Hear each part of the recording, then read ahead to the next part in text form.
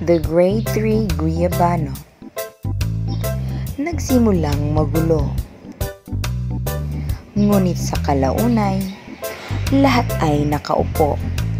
Hindi para tumunganga sa teacher nilang maganda,